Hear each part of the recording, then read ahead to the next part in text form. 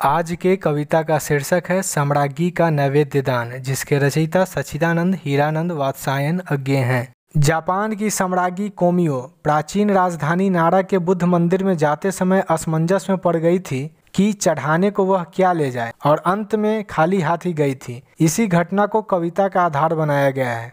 हे महाबुद्ध, मैं मंदिर में आई हूँ रीते हाथ, फूल मैं ला न सकी, औरों का संग्रह तेरे योग्य न होता। जो मुझे सुनाती जीवन के विहल सुख क्षण का गीत, खोलती रूप जगत के द्वार जहाँ, तेरी करुणा बुनती रहती है। भव के सपनों क्षण के आनंदों के रह सूत्र अविराम, उस भोली मुग्धा को कपती डाली से विलगा न सकी। जो कली खिलेगी जहाँ, खिली जो फूल जहाँ है, जो भी सुख जिस भी डाली पर हुआ पल्लवित पुलकित, मैं उसे वहीं पर अक्षत अनाघ्रात अस्पृष्ट अनाविल हे महाबुद्ध अर्पित करती हूँ तुझे। वहीं वहीं प्रत्येक भरे प्याला जीवन का, वहीं वहीं नैवेद्य चढ़ा, अपने सुंदर आनंद निमिष का तेरा हो हे विगतागत के वर्तमान के पद्मकोश हे महाबुद्ध।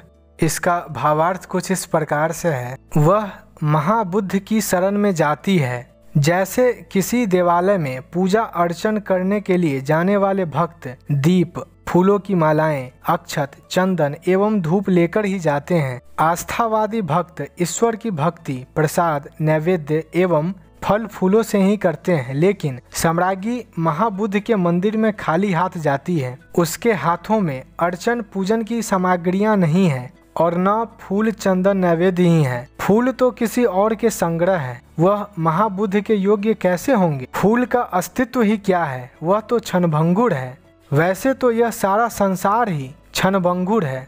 उल्लास तो बिजली की कौंध की तरह होता है। यह जीवन वायु के हल्के आघात से आहत हो जाने वाले जल के फेनीले बुलबुले की तरह ही है। सनातन मूल्यों की दृष्टि से पूजन अर्चन के लिए नैवेद्य की आवश्यकता होती ही है, लेकिन सम्राज्ञी सनातन मूल्यों की उपेक्षा करती है और क्षण मूल्यों के अस्तित्व को स्वीकार करती है। सम्राज्ञी स्वयं एक व्यक्ति है, उसका स्वयं एक अस्तित्व है। अतः महाबुद्ध की पूजा के लिए उसे किसी नैवेद्य की क्या आवश्यकता है? वह व्यक्तिकता के अस्तित्व को स्वीकार करती है।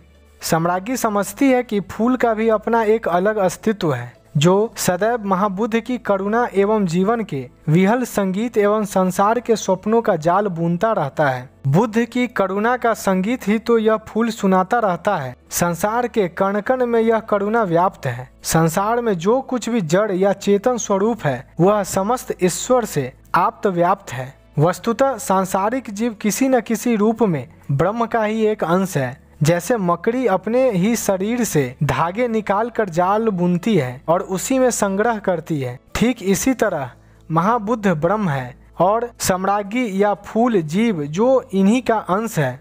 एक महाअंश की आराधना भला उसकी ही अंश से कैसे करे? वह कहती है कि जो भी कली जहाँ जिस वृक्ष पर खिली है, जो फूल जहाँ है जिस डाली पर है, वहीं उसे खुशी है, वह वहीं पुलकित है।